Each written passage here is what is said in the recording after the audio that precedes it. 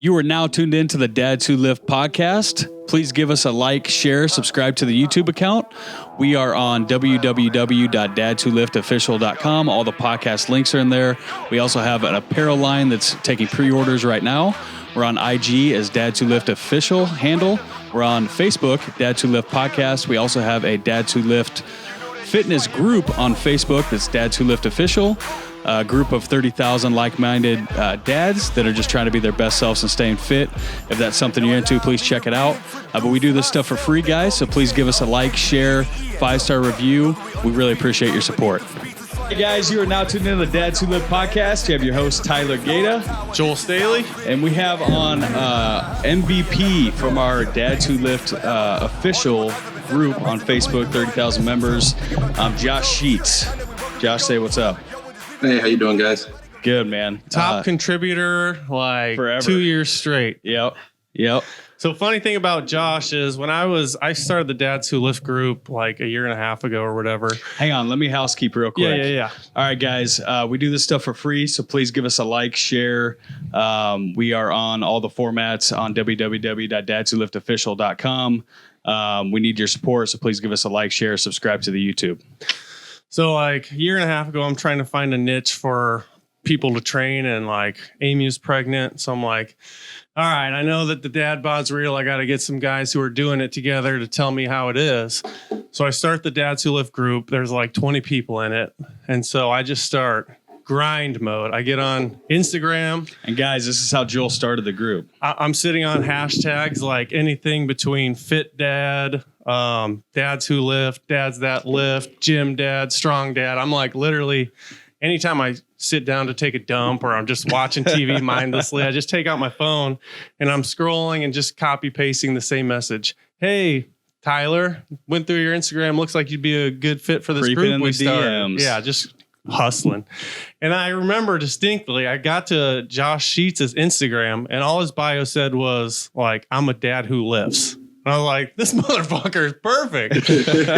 So yeah, once we got him in, man, he basically, I mean, you like low key run that shit now, to be honest. Yeah, pretty much. Yeah. I don't think there's like one top post that I see that Sheetz isn't on. No. So, but hey, man, I wanted to get into, you've got a crazy transformation yourself outside of the group. You posted a photo, I think it was yesterday. Of you from your wedding, right? That first photo. And so you were like 235, but not shredded 235. No, definitely like Fat not. Boy 235. And then you got all the way down to when you cut. What was your cut weight? The lowest I got was 167. 167, and that was pretty shredded, right? Yeah, that was pretty lean. Yep. And then now you're back up to like 215 and about got a 6-pack back already. Just about. Little doughy yet.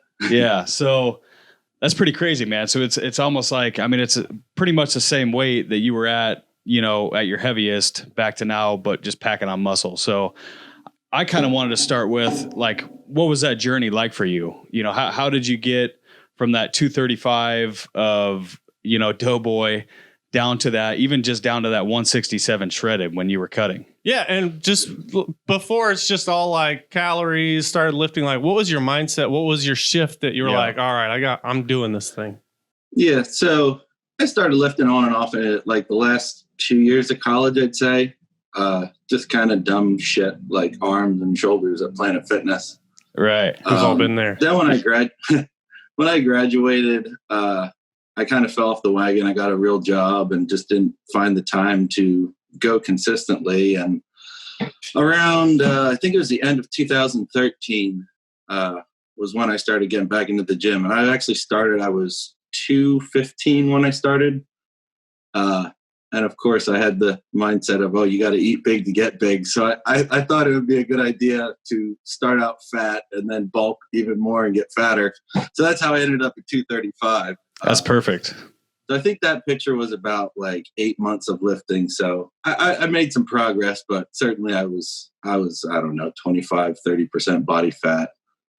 And I don't think I got under 200 for about, like, that wasn't one cut to go from 230 to the 160s. That was probably 2 or 3 cut bulk cycles. then, yeah, I think around 2017 is when I started really getting the diet under control and being consistent with that. And that's when I really started seeing a lot of results, just basic, not really paying too much attention to macros, just hitting protein and calories and just trying to stay consistent with that, getting training a little more consistent.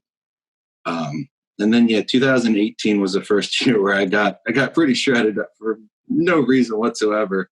It was just because I wanted to do it. I started, getting addicted to the results and just trying to see how far I could push it.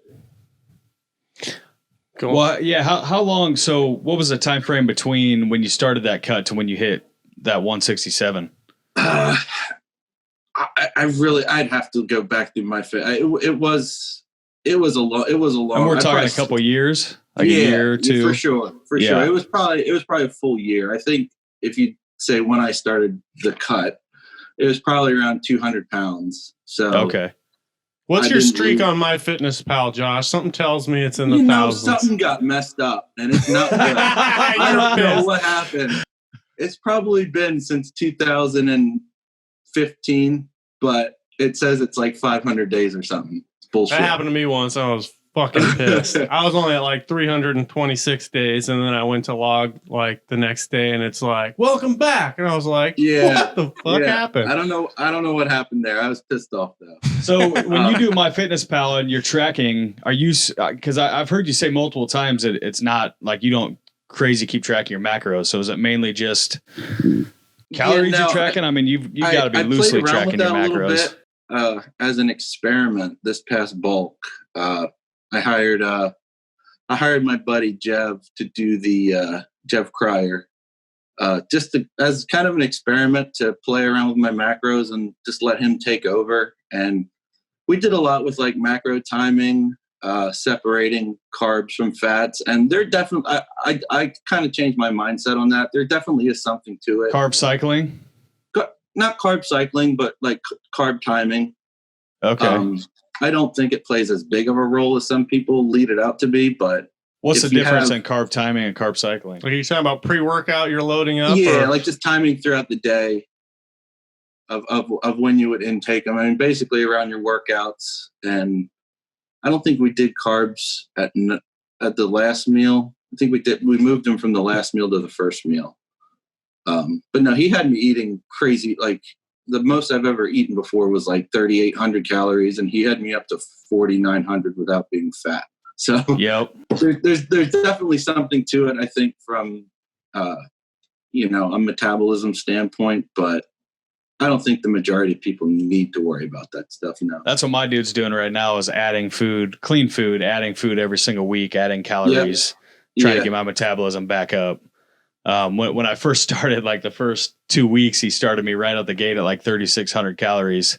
And I was someone that was usually like dieting for fucking years, either fasting or doing 2,000 calories a day, so 3,600, I was like, holy fuck.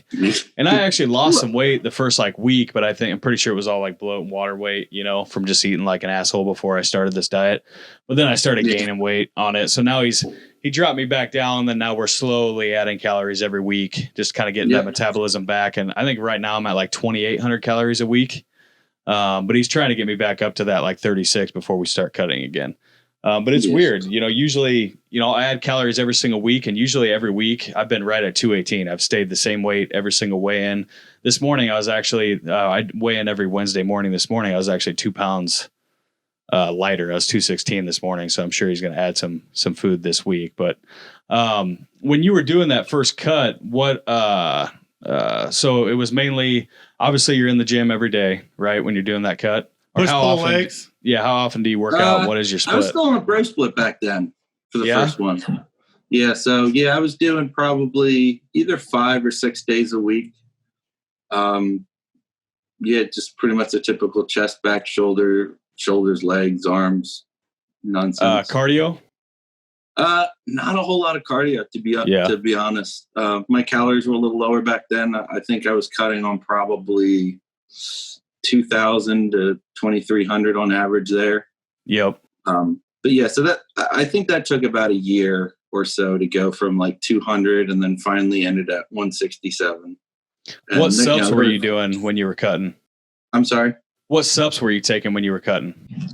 Pretty much just creatine and protein at that point. Yeah. I did mess around with all the fat burn, like not consistently, but I tried like Hydroxycut and what's the one brand? It's on bodybuilding.com. I tried that dumb shit too, but right. I never noticed a difference other than I sweat more. Jittery, yeah, back sweat. I got a two-part question for you, Josh, because I talk to literally like 5 or 6 guys a day, and they come to me because they are tired of trying to count calories and macros when they either have their own business, full-time job, multiple kids, married, a life. And they're like, I just don't want to fucking plug food into my phone all day. Yeah, you're like the most consistent dude I've ever met when it comes to it. Like, where do you find your drive? And do you have like an end goal where you want to compete in a show? Or are you just doing this because you absolutely love it? Yeah. So the first part with calories and macros, it definitely comes down to lifestyle. I think, like Tyler said, whether you just want to count calories or if you want to get real specific with macros, it's kind of a burden to try to worry about macros. Like I said, carb timing. Like with Jeb, he had me at, it was like 300 grams of protein and 60 grams of fat. So to try to get in that much protein and keep the fat separate, it's really hard to, prep those meals and be consistent with that. If I wanted to have a burger with my family, it's kind of hard to fit that in. So that's why most of the time I don't pay too much attention to that. It's mostly get adequate protein, keep carbs as high as possible, and make sure your calories are on point. So yeah, I definitely see people's concerns there with trying to be consistent with that. I've just been doing it so long that it's normal for me, which it's not normal at all. And it takes a special person, right? I mean, you obviously like it. I mean, you the more you do it too, you certainly get a lot more efficient at doing it. I mean, it takes me literally a couple minutes a day to do my meals for the day. I feel like you got to get like a system down. Like you got to find meals or like certain meals that work for you and your lifestyle too. Like right now, I'm actually doing 2 protein shakes a day, which some people say, don't supplement with protein, just eat the food. But for me, I eat like basically all day until I get back to to my house. I'll eat like 3 eggs, rice cakes, and protein shakes, and it's easy as fuck. And then I have like one big chicken rice meal at the end of the day. And, some apples and some other stuff in there. But I mean, I can literally make 2 protein shakes in the morning in my cups, grab a whole thing of fucking rice cakes, throw it in my truck, and be out the door in like 2 minutes. For my lifestyle, it works. So you got to figure out what works for you. Are you, is there a show inside, or you just do this because you absolutely love it? Yeah. I like the training a lot more than I like the physique part of it. I probably don't train ideally for the stage, if I'm honest. I skip abs, I skip calves. Everyone does. I'm not afraid to say it. So it's definitely more for enjoyment than it is, I think, the end goal. I mean, the end goal is just to try to add muscle year to year. But no, I really don't have any aspirations of stage or competing in anything. So you said something a little bit ago that stood out to me. You said, like, if your family wants to have a cheeseburger, then it makes it a little bit tough to be perfectly dialed in your macros. How often are you eating with your wife and son, like same thing they're having for dinner? And how often are you like, dad has his own meal type thing? Yeah, no, I've never done, like, lunch and breakfast is a little different, but family meal, dinner is always the same for all of us. So the only change there was when I was with Jeb, I was just keeping the carbs lower for that meal. So we just had more meat and vegetables. But the other thing I wanted to say before we got cut off, when you were asking about, tracking and consistency, I certainly did. I struggled. Like, I don't want to pretend I've been perfect the whole time. Like, I really sucked at being consistent, which is why it took 4 years to get under 200 pounds. The biggest thing I think I found was to literally like plan out the whole week ahead of time. So I'd literally go in like on a Sunday night and put all my meals in my FitnessPal, and basically told myself, look, if you eat this, you'll stay on track. If you don't, you don't. So that's family dinners included? Yeah. Sounds like you guys eat pretty healthy too. You said a lot of meat and vegetables, so it's not like spaghetti and pizza every night. Yeah. Well, I mean, we do that too. You know, we have burgers and pasta. And you still eat the pizza? Say family dinner is pizza. You still eat it? Yeah, we keep like the meal. We actually don't eat out a whole lot. Part of that is having the past 2 years, a 2-year-old. It's kind of hard to take him out sometimes, but yeah, no, I mean, we go out to eat. I have burgers and the wings and stuff. Like I don't really like the conception of good foods and bad foods. Like, it's food. Some's going to help you reach your goal more than others, but if you're consistent the 95% of the time, that 5% isn't going to hurt you at all, in my opinion. Yeah, you're right on the money there. How crazy do you get, like, say, with family dinner, though? Like you're saying, you're planning all your shit out a week in advance, you know? So say family dinner is tacos or, you know, whatever. Do you have it measured down to, like, you know, 16 ounces of hamburger, 4 taco shells, you know? Or do you just kind of do what you feel and eat what you want that night? Yeah, there's definitely, you know, you can get as nitpicky as you want. Like, I literally know some people who put spinach in. It's like, I'm not gonna track spinach, man. Or their water. For the most part, I do. Like, if I was doing tacos, I would do the shells. I would do the sour cream. I wouldn't track salsa. I wouldn't track tomatoes and veggies and stuff like that. I just try to use my brain there of like what's really going to make a difference. So keep it close. I don't get too crazy with it. I do weigh all like my rice and my meat, stuff like that, but I'm not out here weighing my ketchup and my salsa. Right. Yeah, consistency. Condiments are free. Consistency, like you said, is definitely the key. Better than like tracking every piece of spinach and every glass of water for like a week and then just throwing in the towel because it's too much. Now, I will say the one benefit of that is the calories don't matter, but it is certainly, there is something to making sure you're getting your micronutrients in. So that's really the only way to track that stuff. But yeah, I don't do as good of a job with that as I probably should. I need to eat more vegetables. Is your wife pretty into fitness too, or is that just more your hobby? She's actually the one that got me into it. Yeah. It's been tough. With the kid now, we struggle to both find time to get to the gym together anymore. But she's definitely on track with the meals and started running, which is not my gig at all. So I'm glad I'm duty for that. Right. So what'd you do? So we got your cut down to 167. Now you've been bulking back up to 215, and it's a pretty fucking solid 215, man. I mean, you're a beast in the gym. I mean, you're posting your leg workouts all the time and some unconventional workouts as well, which are obviously working for you. So what was it like to kind of get from that 167 cut shredded up to where you're at now, to where you put on muscle and now cutting back down? Yeah. How much steroids are you doing? That's the real question. Spicy creatine. Yeah, no, it was certainly didn't go right from one to the other. It was, since then, that was 2018. So I think there's been 2 other bulks since then, which I made the mistake in the past, I think, of going too quick with those, especially putting on too much fat. You mean? No, just going to like from start to finish. Not spending enough time in a surplus.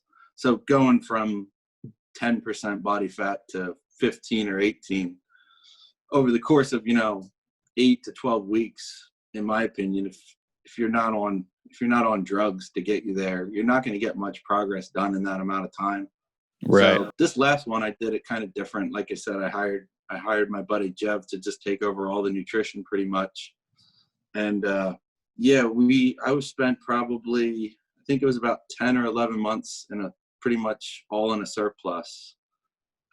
Gaining, between half a pound and about a pound a week. Obviously, in the beginning, it was quicker, water weight and stuff. But yeah, I think especially for natural lifters, the longer you can keep yourself in that surplus, the better you have a chance of holding on to more muscle and actually making good progress.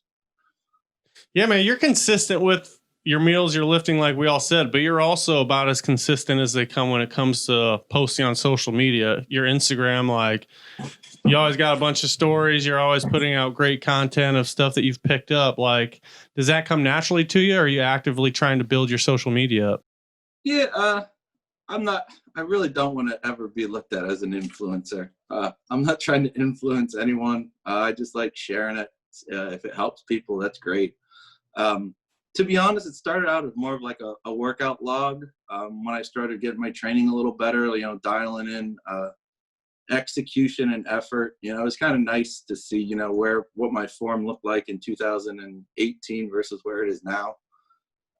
And from there, it just kind of became a habit more than anything. I'd film a couple sets or my top sets, or if I filmed the whole workout, I was like, well, I filmed it. I might as well do something with it. So yeah, it's kind of like a living workout log more than it is anything for me. And you get to help people. If I have something smart to say that day, I try to say it. Right. And I just had something in it. I had a brain fart. Well, what's your so your lifting is you've got different techniques than your typical bro split. You've got you do different styles of legs, different things that I don't see very frequently. So what's your, I guess, where did you come about that? How did you get to that? And who are your influencers that you kind of watch to get you to where you're trying out new things? Sure. Yeah. So back in 2018 is when I tried to turn my training philosophy around a little bit. I went from the bro split to more of a push pull lower. And I definitely drastically reduced training volume, like in a given session. So guys like back in the 80s, guys were doing this. You got Dorian Yates was a big proponent of higher intensity, lower volume training. I'm not too familiar with. So heavier weight, lower reps. Yeah, not lower reps, closer to failure, that kind of stuff. Yeah. Putting all your effort into one or two sets. If you do, nothing wrong with high volume training. It works for a lot of guys. So nothing I say here is being shouted from a mountaintop or anything like that. Right. Like, there's a million different ways to get the job done. But in my opinion, the way it was taught to me that made the most sense is if you're going to do 4 sets on a leg extension, let's say 4 sets of 10, versus if someone told you you're going to do 2 sets, those 2 sets are going to be a lot better quality, most likely, than those 4. And it really comes down to not what you do in a single session, but what you recover from and what allows you to do better next week. So in my opinion, at least for me, that lower volume and less sets is a lot easier to progress and keep the effort high. Now, do you go to failure on every set then? If you're only doing 2 sets? For the most part, yeah. I mean, it depends on the exercise, but pretty much down to form failure for sure. If it's something like a press and you have a training partner, squeezing out 1 or 2 force reps is good. So usually I like to do like a top set in the lower rep range. So let's say you're doing a squat, warm up, get your body ready, and then I would do 1 set in like the 4 to 6 range, and then drop the weight and do like an 8 to 15 rep range. So you're kind of getting the best of both worlds there. As far as influences, you asked about where I got it from. The 2 biggest wealths of knowledge that I've found. Wealth? I don't know. Wealth sounds right. Yeah. Yeah. The 2 best resources I have found, and they have fantastic websites, is Jordan Peters, trained by JP on Instagram, and Joe Bennett, the hypertrophy coach. Anyone looking to get into that lower volume style of training and they just can't wrap their head around, why would I do less in the gym to try to get more? They really do an excellent job of laying it out and explaining the why to that kind of training.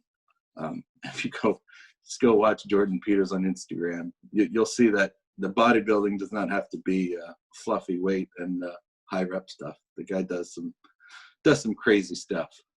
Now, I've always liked to train till failure too, just because I like to lift heavy shit. I don't like to do cardio. Sure. I don't like to do high volume, But I've also heard, like, if you're on drugs, and I'm not saying that you are, but people that are like competing and that are on drugs, I've heard that it really doesn't matter. It's all about that kind of as long as you get the stretch, it really doesn't matter if it's high volume or low volume, because you are accelerated, that you're going to grow muscle either way. Yeah. I think that comes down, I think it comes down to individuals. I think if you take that to the extreme and look at the top pros, I really think that they could do whatever the hell they want. Like just, they have such world-class genetics. I'm not saying bodybuilding is all genetics, but I think between the genetics and the drugs, I think they could pretty much do anything they wanted to. Yeah. If you think about what they do, I mean, their livelihood is based off of them placing in shows. So it probably for them, it makes more sense to stray on the safer side of training and try to make it more volume based and less closer to failure. So that'd be my opinion. If it was me and my livelihood was stepping on stage, I probably wouldn't try to shit my pants in the hacks. Right. With that being said, training as hard as you do, have you had injuries? I mean, do you worry about injuries going to failure like that all the time?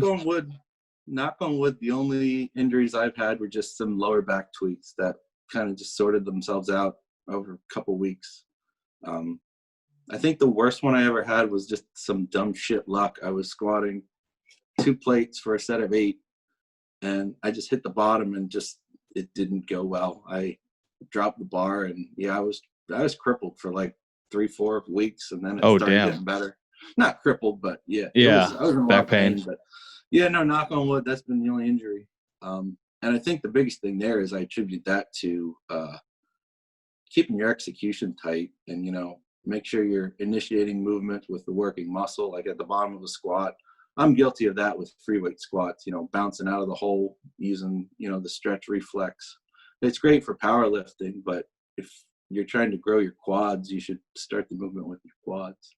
Yeah, that actually reminds me of when I had my brain fart a couple minutes ago when you said quads there. So when did you first start wearing your wife's leggings to the gym? I think give the people what they really want to know. I think that was about a year ago. That's how it started, to be completely honest.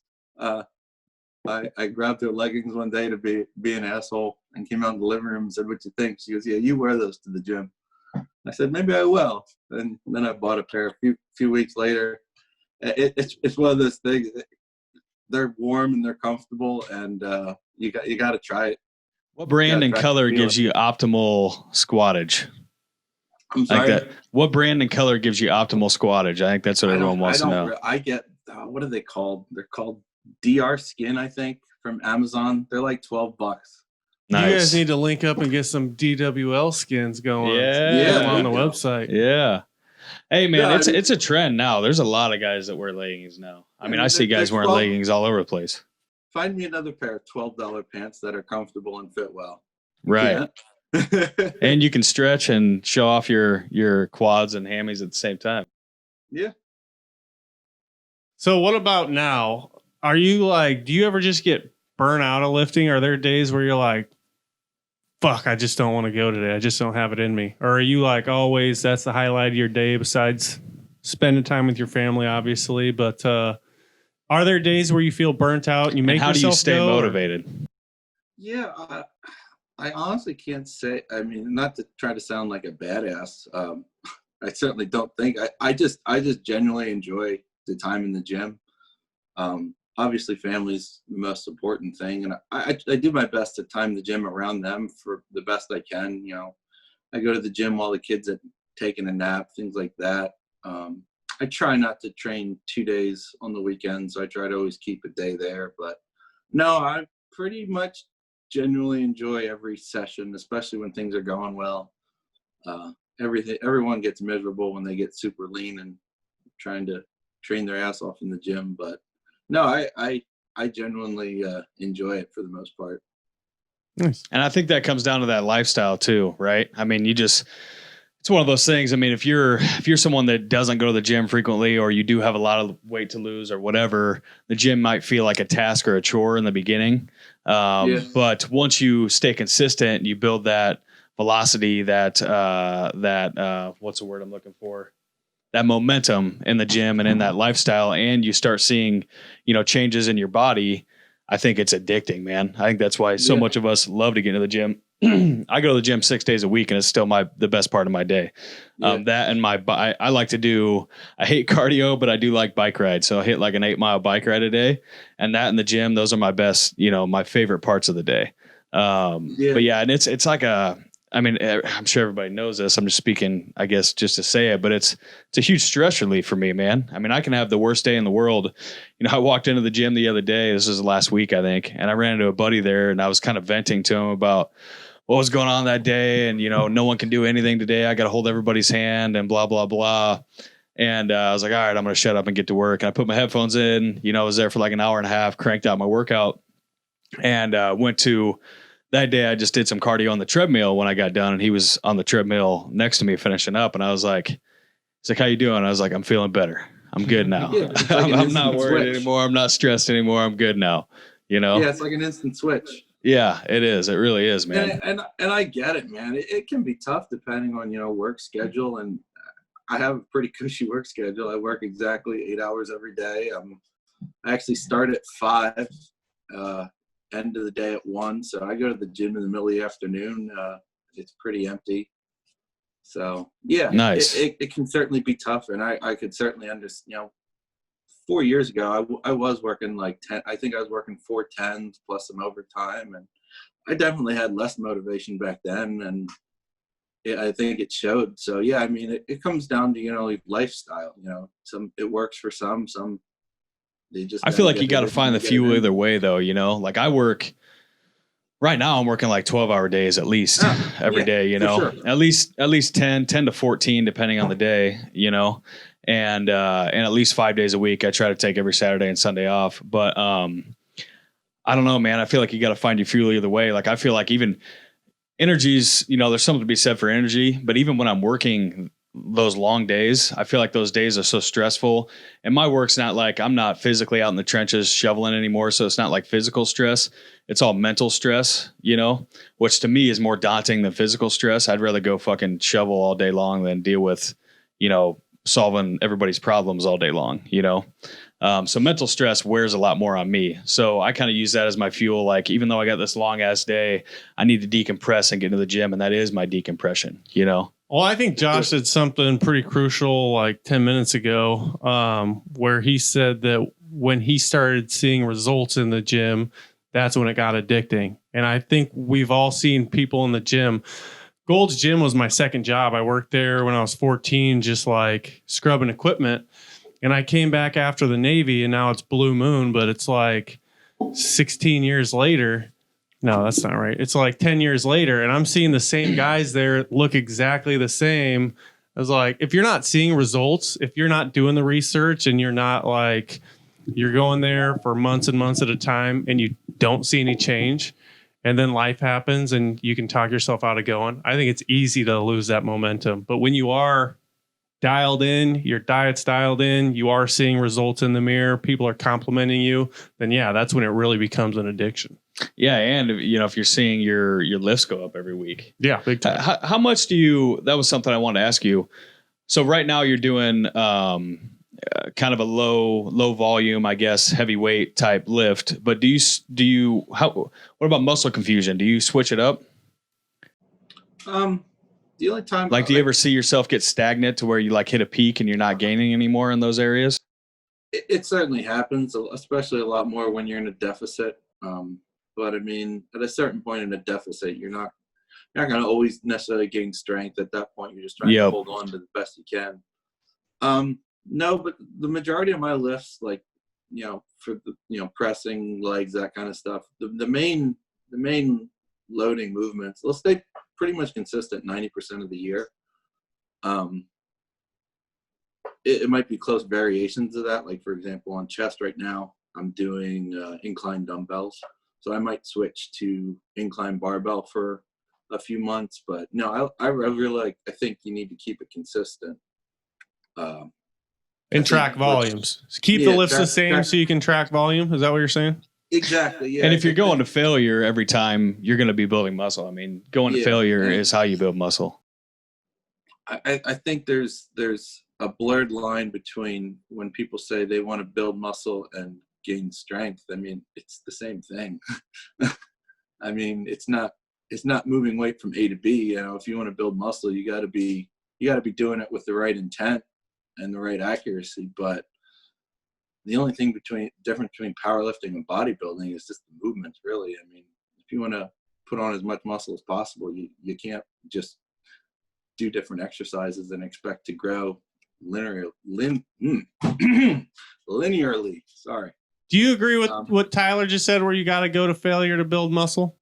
I don't think everyone has to. I think at a certain point you'll get there, though, for sure.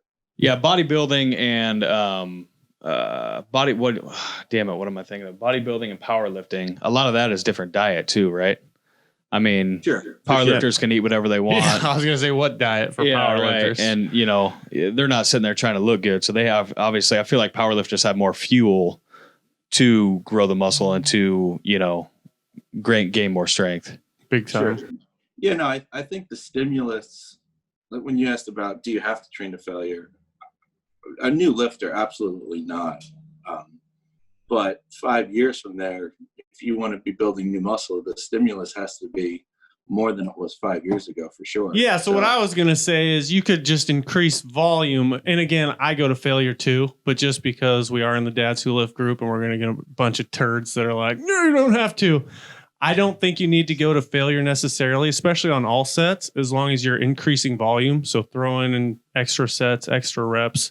But sure. I go to failure too because I just like the way it feels. I just like to go to failure. Yeah, for sure. And, you know, there's guys, you know, Mike Israetel, I know he's big on the reps and reserve type training. And you know, he's super smart. He's quite the massive individual. I mean, there's definitely something to it. I just really don't like it. I'm the same way. So I have found in the past that if I go to failure on the first set, then my subsequent sets all suffer a little bit. I'm always going to fall 1 or 2 reps short. Whereas if I go less than the failure, which again, I don't because I just like going to failure, but I have tested it. Like if you do 225 on bench for your first set, as many as you can, you're going to jump on a minute and a half later and do less and less and less. Whereas if you do 225 for like 5 and warm up, then you're banging out more reps on all the subsequent sets. See, I usually only do failure on my last set. That's the way to go. Yeah. So I'll do like, you know, 12 reps at a lighter weight, a little bit heavier 10, a little bit heavier 8, and then go 6 on like a heavy ass weight that I'm going to fail at maybe 5 or 6 or 7 somewhere in there. You know what I mean? That's the way to do it. Again, I always find myself, I'm like, I'll be on that 12 rep and I'll be like, I got 2 more in me, and I'll crank out 3. I don't know what it is. I know it's not optimal for building muscle. I just like that burn for some reason. But so Josh, we're a Dads Who Lift group, man. How do you balance your home life with the kid, the wife, and still getting to the gym? Because I know you spend a couple hours a day in the gym, don't you? Usually from home to home, it's about 2 hours. Yeah. So, but either way, with the food, you know, the prepping, you know, the gym, how do you balance it all? Work? I mean, obviously you guys have a young child, so that's a job in itself. Yeah. I really try to do my best when I get home from the gym. You know, I try to type up my caption as I'm doing, you know, cardio or something on Instagram. I've really been doing my best to try to get all that shit done at the gym. And then when I come home, be done with the gym. It is hard though, because I do like it so much, you know, helping people and, you know, sharing my thoughts where I can.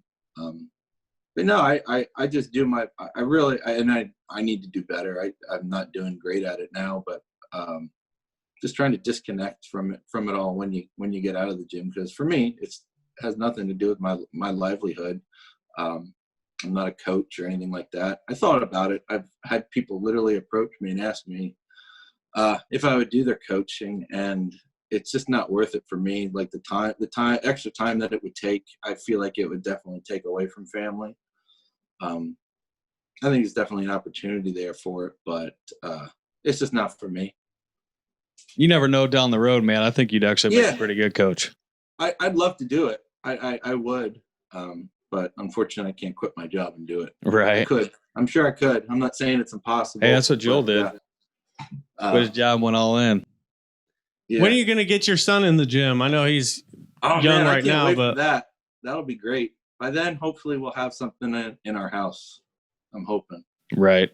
My home gym aspirations are pretty expensive, though. What are you going for? What are you going with? Paint us a picture of your perfect home gym. Oh, see, that's the thing. Like, if only I didn't like all the nerdy shit, it'd be a lot cheaper. But no, I think you guys have seen, based on my training, it's all based around a squat, a bench, and a deadlift. But it's not necessarily those three, because I just don't think those three exercises are the best options. So it definitely would be a squat rack. It would need to have a safety bar squat. For legs, we would need a hack squat, seated leg curl, and then a couple of Nautilus pieces for back. They have a really nice row and pull down, and then dumbbells. So yeah, you're looking at like 15-20 grand altogether. This is the guy that when we were going through the beginning of the COVID deal, and everybody's working out from home because all the gyms are closed. Did you ever see that? Oh yeah, that wooden squat bar that he made. So he made like a wooden squat bar that hung down on the sides. You had plates on that thing. You had dumbbells chained to it. Whatever you could find that was heavy, you chained to that fucker. Up to 370. Nice. It's just a Widowmaker. Yep. You got to do what you got to do, though. It was so dumb. That thing fucked up my upper back way more than it did my quads. So I got one more question for you, because there are a lot of guys, they don't talk as much in the group because they're thinking that it's kind of like a fat guy going into a gym where you feel like people are going to look at you or make fun of anything you say. So there are guys in the group that are quiet, but they join the group so they can get inspiration, get knowledge from guys like yourself that are successful. So going back to 215 Josh, when you were first getting started and you're like, all right, I'm going to tackle this thing. If you could go back and give advice to that guy. 235. He bulked up to 235 when he started. But yeah, like when you were first getting your journey going here, go back and give that guy advice. Like, what would your tips be? What would your advice be? That's a great question. I definitely would not start with a bro split. I mean, I'm not doubting that bro splits work, but doing one muscle or doing a muscle group once a week when you first start training, it's just not optimal, man. And annihilating it too. Like, exactly. Haven't trained in 10 years, let me do 10 chest exercises. Exactly. Yeah, I mean, I think my two biggest, at that time, the two biggest influencers from the fitness industry probably for me were The Rock and CT Fletcher. We'll crop that out and have you say, you guys. Yeah. So yeah, I mean, you watch CT Fletcher and guys like Mike Rashid. It's all about annihilate this and annihilate that. I mean, I that's not good for a beginner, man. The other big thing, and I think everyone does it. They start lifting, their ego gets involved, and what do you do every single fucking week? How much can I 1 rep max? Yep. Every week. It's not optimal. I'd say figure out what your goals are. Do you want to go down the strength route, or do you want to go, or the powerlifting, or do you want to look good? And the look good thing does not mean that you're not going to be strong. I mean, I train to look good, and I'm not strong compared to actual strong people, but I think I'm pretty strong. Strong compared to me, I can tell you that from looking at your posts. I mean, I'd say to go back to your question, what would I tell myself? Figure out what you want to do. Do you want to do the big 3 lifts and be a power lifter, or do you want to train and look good naked? And then from there, start basic. Start with like a full body split or upper lower at most, and then progress it. Go from full body, 3 or 4 times a week, and from there do upper lower 4 days a week. And after 3 or 5 years, then you're probably ready for a push pull lower. Track your lifts. Yeah, track your lifts for sure. Progressive overload, all that good stuff. What about from a nutrition standpoint? What would you tell yourself? Yeah, I mean, just the basics, and just try to be more consistent and not eat like an asshole. Right. That's really what's keeping everyone from their goals. It's what keeps me from my goal. I mean, it takes me half a year to get shredded. Every time I get shredded, I don't do it in 16 weeks. It's not a 16-week contest prep. it's still normal life. So yeah, I mean, I have my cheat meals. I sometimes take diet breaks. But you just got to be honest with yourself. You only get out what you put into it. Do you drink too? I cut down a good bit on it. You're a whiskey guy, right? I'm sorry? Whiskey guy?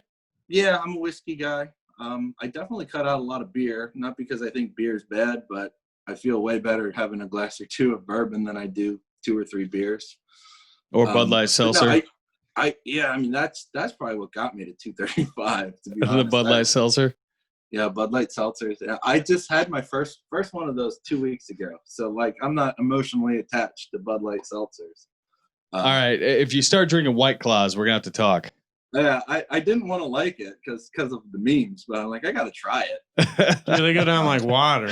I personally don't like the Bud Light Seltzer, but like I said, I can't. I drink Michelob Ultra, so I can't. I have no room to talk. I had the Trulies. The Trulies were better than the Bud Light Seltzers, I think. So yeah, man. I mean, you gotta be honest with yourself. Do you want to? If you want to be optimal, then the input needs to be optimal. You can't expect to half-ass your training or your nutrition and expect to see huge results. But if you do put in the effort, you're going to definitely see the results. So start and refine as you go. Basically. Yeah, for and stay sure. consistent. I mean, stay consistent. Stay the course. It's not going to happen overnight. Yeah, you definitely don't need to go from 0 to 60. And I think that's my biggest thing is, enough, just to use an example and not to piss off the keto crowd. It's just an example. But, let's say here I am at 275 pounds, obesely overweight, and I need to lose weight. I've never tracked food. I have no idea how many calories I'm eating. And someone tells me, okay, you got to go do keto because it's the best. Okay, what do? Don't eat any pasta, any bread, any burgers, any of that. That's 0 to 60, man. That's a shock. Like, I don't want to do that.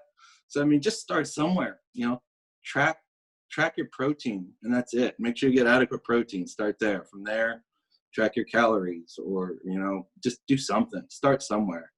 It doesn't have to be, you don't have to be a world-class bodybuilder type dedication to have results. So that's a huge piece to it, I think, is just start somewhere.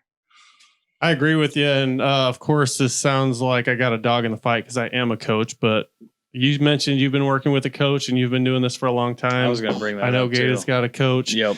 If you are that 270, 280 pound guy, instead of just cutting out the carbs, which, as you were just saying, is not going to be sustainable and is not even realistic.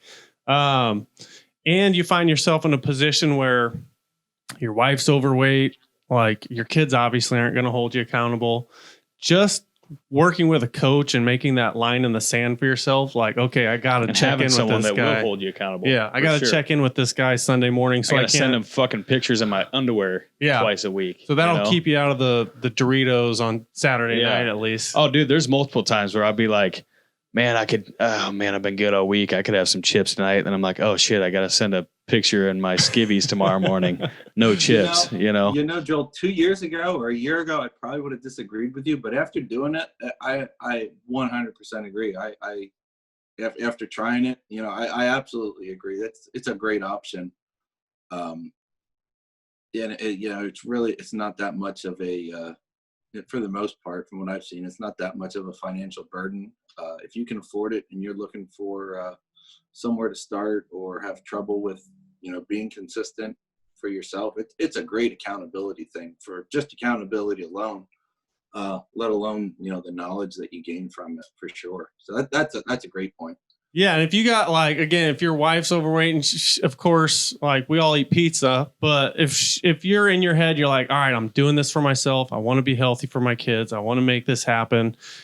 And your only environment is your kids snacking all day. Your wife's at home like, hey, can we have pizza tonight? Hey, I'm making spaghetti and bullshit tonight. Then at least having a coach, if nothing else, offsets that a little bit, because instead of it just being you and your goals, and your whole environment around you doesn't give a fuck about your goals, at least now you're offsetting that a little bit, because you have that voice both in the back of your head and in reality saying dude, no, we got goals to hit. What are you even thinking about?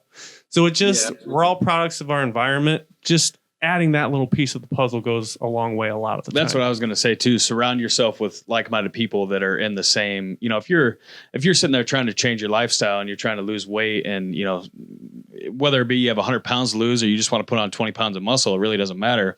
If all your buddies are going out getting fucked up every night, hey, we got a barbecue, we got a grill out, hey, we got a pool party, hey, we're going to float down the river and get drinks.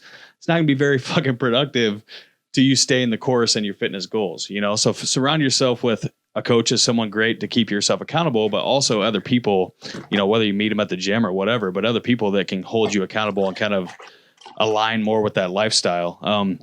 I've even noticed so years ago, I started adding fitness people to my Instagram and stuff like that. And I've noticed even just scrolling through my stories, just seeing all the people killing their goals in the fitness industry that I see, all these competitors, influencers, if you will, or even just people around town that are killing their goals and, keeps it at the forefront of your mind. Yeah. Every time I'm going through my phone, I see fit people and it's just what you see becomes reality. What you see, what you think becomes reality. That's what turns. Yeah, what you focus on becomes reality. And so if you're surrounding yourself with like-minded individuals and even in your phone scroll, instead of seeing people partying every time you open up your IG, which I still have some of that too. But, a lot of it is fitness related shit. It keeps my mind on track. Oh, fuck yeah. That's what I'm doing. That's what I want, Hell yeah. So Josh, you got anything to add before we wrap this up? One more question. So, what's it mean for you to be a dad who lifts? And then add in whatever you want to wrap up. I'm sorry? I said one more question. What's it mean for you to be a dad who lifts? And then add in whatever you want to wrap it up. Oh, man. Just, I think it's a great,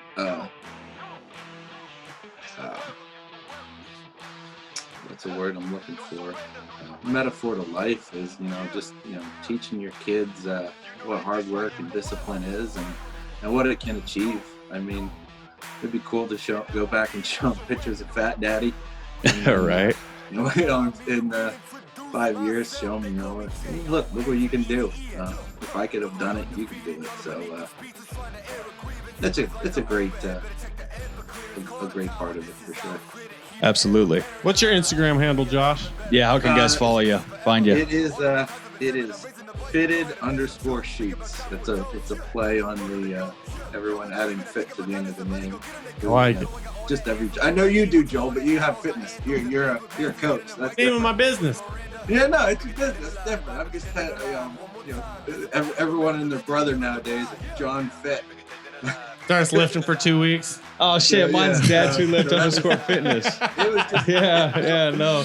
We have to change it to fitness _ Dads Who Lift. First initial and last name. I was like, I got to do something with this. And I was like, oh shit, fitted Sheetz. That's pretty cool. Well, I like it.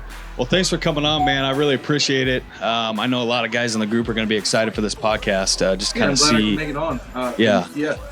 Thanks for having me. It was when you guys said you wanted me on. I was taken back. It was pretty cool. Absolutely, man. Our pleasure.